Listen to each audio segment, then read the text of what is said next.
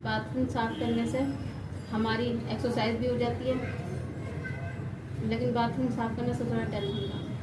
लेकिन मैं अपना बाथरूम सिर्फ और सिर्फ 30 मिनट में साफ कर लेती हूँ। इसका सीक्रेट मैं आपको बाद में बताऊँगी। चलिए बाथरूम की क्लीनिंग शुरू करते हैं, ठीक है। चलिए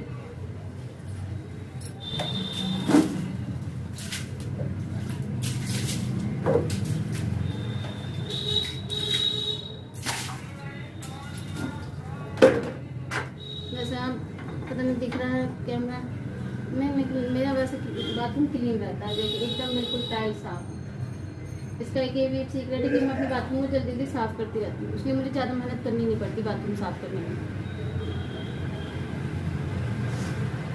चलिए शुरू करते हैं। इसका सीक्रेट है ये, इससे सिर्फ 30 मिनट में मैं अपना बाथरूम साफ कर लेती हूँ। कितनी भी गंदगी टाइल हो मार्बल हो सब साफ हो जाता है। ये इस टाइप का ही मार्केट में से लिया था मैंने, और देखिए इसकी हालत क्या हो रही है, बिल्कुल बेकार, लेकिन फिर भी बहुत काम का है ये। और इससे आप विश्वास मानिए आपकी टाइल्स पे मार्बल पे कुछ हार्म नहीं होगा, कुछ मतलब स्क्रैचेस कुछ नहीं पड़ेंगे, लेकिन हाँ आपकी बाथरूम क्लीनिंग बहुत ईजी और फास्ट हो जाएगी। चलिए स्टार्ट करते हैं। लेकिन इसके लिए आपको मार्केट में देखकर स्टील वाला स्क्रबर लेना होगा। इसमें दो तरह के स्क्रबर आते हैं, एक लोहे वाला और एक स्टील वाला। लोहे वाला आपकी टाइल को मार्बल को हार्म कर सकता है, आपके हाथों को भी हार्म कर सकता है, इसलिए आप देखकर स्टील वाले स्क्रबर लेना। सबसे पहले मैं अपनी टैप्स को साफ़ कर लूँगी। ये भी बहुत जल्दी हो जाती हैं, कोई बाथरूम क्लीनर में कुछ ज़रूरत नहीं, बस हल्का सा साबुन लगाओ और थोड़ी सी मेहनत करो और फ़ौरन आपके टैप एकदम चमक जाते हैं। तो मैं सबसे पहले अपनी टैप को ही साफ़ कर रही थी। बस देखिए हो गई टैप मेरी एकदम साफ़। बस मैं टाइल को साफ़ कर रही हूँ। आप विश्वास मानिए बस थोड़ी सी मेहनत करनी पड़ती है और गहरे से गहरे दाग एकदम साफ़ हो जाते हैं। इवन खारे पानी के दाग भी निकल जाते हैं थोड़ी ज़्यादा मेहनत करने से, क्योंकि आपको पता है आजकल अधिकतर हर किसी के यहाँ समरसीवर का पानी आता है जो खारा होता है, और वो उससे बाथरूम की क्या हालात होते हैं, टैप के क्या हालात होते हैं। पहले मैं भी बाथरूम क्लीनर यूज़ करती थी, उसमें बहुत मेहनत करती थी, फिर भी वो वाली बात नहीं आती थी। इससे स्क्रबर से, ये स्टील वाला स्क्रबर है, और इस स्क्रब से 2 से 3 बार आपका बाथरूम आराम से साफ़ हो जाएगा, क्योंकि उसके बाद ये बेकार हो जाता है। क्योंकि उससे बाकी तो कुछ नहीं, लेकिन आपके हाथों को नुकसान हो सकता है, इसलिए 2 या 3 बार आपका बाथरूम आराम से साफ़ हो जाता है। चलिए फटाफट अपना बाथरूम साफ़ कर लेते हैं। मैं इसको साफ़ कर लेती हूँ, फिर आपको दिखाऊंगी कि एकदम कितनी जल्दी मेरी टाइल साफ़ हो गई, बाथरूम साफ़ हो गया।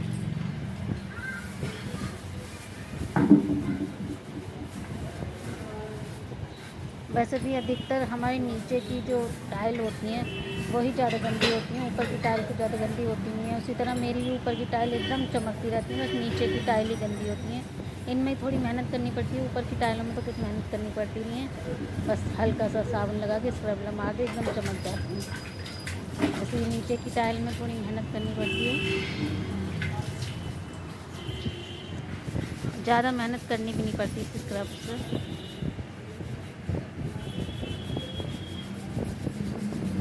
यहाँ पे ना खारे पानी के निशान है, तो मैं उनको ही स्क्रबर से निकाल रही हूँ, और एक आप विश्वास मानिए एकदम साफ़ हो जाते हैं खारे पानी के निशान भी।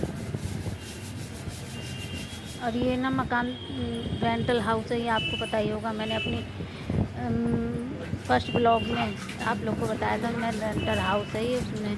तो इस बाथरूम की जो हालात हैं उसको थोड़ा इग्नोर करिएगा, क्योंकि हम इसमें ज़्यादा कुछ कर नहीं सकते। ये देखिए एकदम टाइल मेरी साफ़ हो गई है। कैमरा पता नहीं दिखा पा रहा नहीं, आप दिखा पा रहा, आपको भी एकदम टाइल साफ़ हो गई है। ये 15-20 मिनट के अंदर ही मेरी बाथरूम ये एकदम देखिए साफ हो एकदम गई है। टाइल चमक गई। देखिए, ना किसी लिक्विड की जरूरत, ना किसी होम रेमेडी की, सिर्फ एक स्क्रबर से, इस टाइप के स्क्रबर से, और फिर टाइल को एकदम चमका। ज़्यादा मेहनत भी नहीं करनी पड़ी और ज़्यादा टाइम भी नहीं लगा। बाथरूम की क्लीनिंग करनी होगी।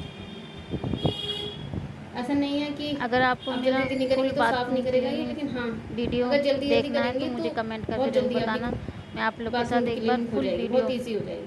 Full bathroom cleaning video share करूँगी, ये देखिए, जिसमें मैं एकदम अपने टाइल पूरे चमक बाथरूम को कैसे साफ़ करती हूँ, कैसे ऑर्गेनाइज करती हूँ, सब कुछ दिखाऊंगी। ये मैं सिर्फ बाथरूम की क्लीनिंग कर रही थी तो मैंने इसलिए सोचा आप लोगों के साथ भी अपना बाथरूम क्लीनिंग छोटा सा वीडियो शेयर कर लूँ।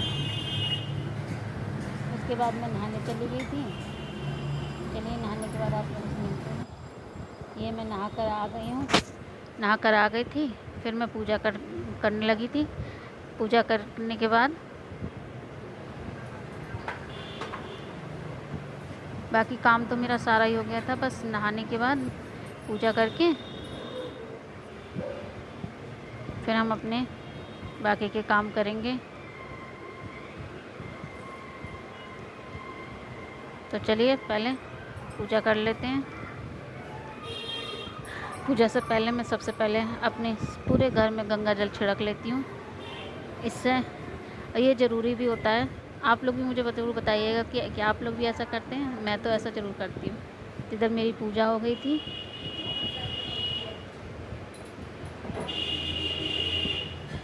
पूजा करने के बाद मैं नाश्ता करने बैठ गई थी। आइए आप लोग भी नाश्ता कर लीजिए। बहुत तेज़ भूख लग रही थी। आज नाश्ते में मैंने दाल के सिंपल से पराठे बनाए हैं और चाय के साथ मैं खाऊंगी। थोड़ा सा आम की चटनी ले ली है मैंने, खाऊंगी। बहुत तेज़ भूख लग रही थी। तो चलिए फटाफट अपना नाश्ता कर लेते हैं।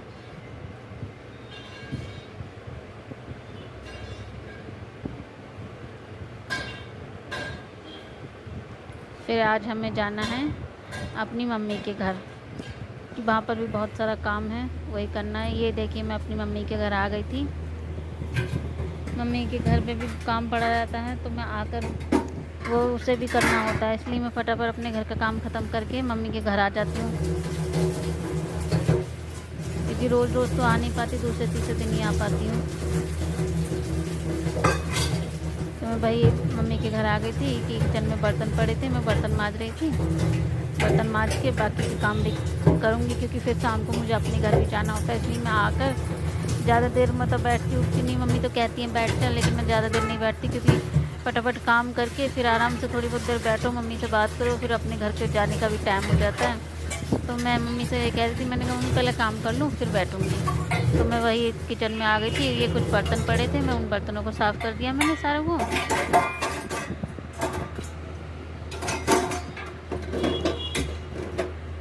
ये मैं शाम के खाने की तैयारी कर रही थी, क्योंकि कभी कभार ना मतलब मैं खाना बना जाती हूँ शाम का। बाकी तो भाई आकर बना लेता है, लेकिन कभी कभार मैं बना जाती हूँ अगर मुझे टाइम मिलता है। तो मैं इधर ये पालक और आलू की सब्ज़ी बना रही थी, सिंपल सी। आप पालक को बारीक बारीक कट कर लिया है और इसमें आलू डाल के सिंपल सा छोंक लगा देंगे। कढ़ाई में तेल डाल के थोड़ा सा जीरा डाल के, बस ये पालक और आलू की भुजिया टाइप बनती है, बहुत टेस्टी लगती है, बहुत जल्दी बन जाती है पालक की सब्ज़ी। तो मैं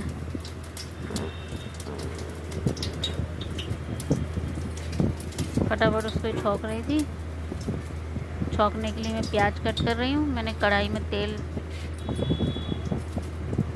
डालूँगी।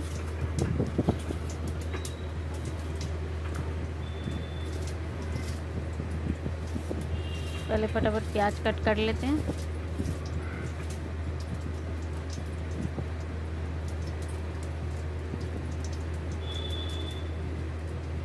जल्दी जल्दी काम हो जाता है ना, तो फिर मुझे टेंशन नहीं रहती। इसलिए सबसे पहले ये प्याज कट कर लिया है। कढ़ाई में ऑयल डाल लिया मैंने, जीरा डाल लिया, इसमें ये प्याज कट करके डाल देंगे। इसको इस पालक और आलू की भुजिया को फटाफट छौंक लगा देंगे।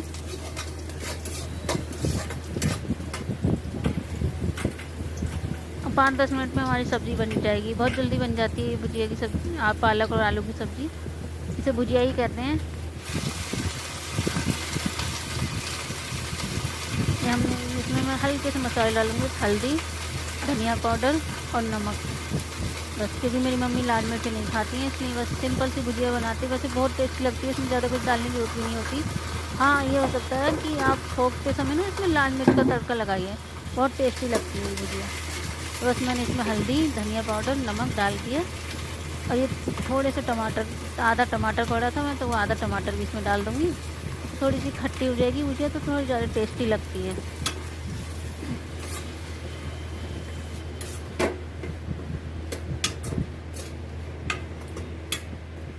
और इसको अच्छे से चला देंगे, मिक्स कर देंगे और 5 मिनट में ये सब्ज़ी बनकर 5 या 10 मिनट में ये सब्ज़ी बनकर रेडी हो जाएगी। मैं इसको अच्छे से चला रही हूँ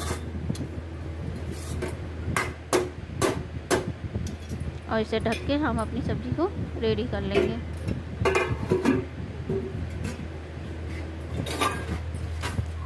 ये इधर मैं राशन लेकर आई थी, मैं नहीं लेके आई थी, मतलब भाई लेके आया था, और राशन ऐसे ही रखा था,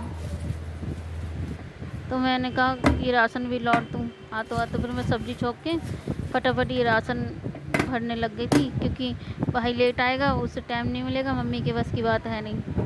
तो मैं वही वो राशन लौट रही थी डिब्बों में, सारा राशन मैंने लौट दिया।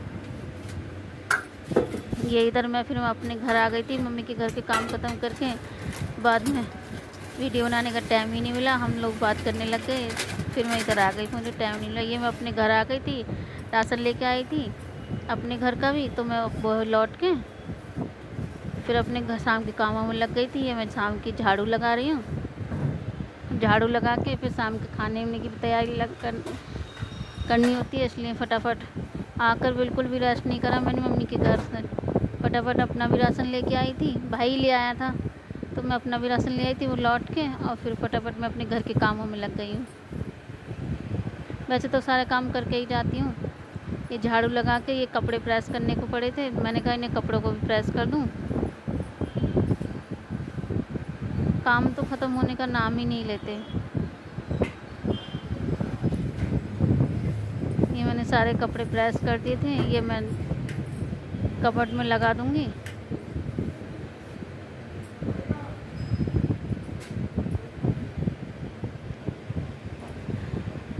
पूरा दिन कैसे बीत जाता है पता ही नहीं चलता। चलिए हम अपने कपड़ों को कपबोर्ड में लगा लेते हैं और मिलते हैं अगले वीडियो में। वीडियो पसंद आया तो प्लीज़ वीडियो को लाइक करिएगा, सब्सक्राइब करिएगा।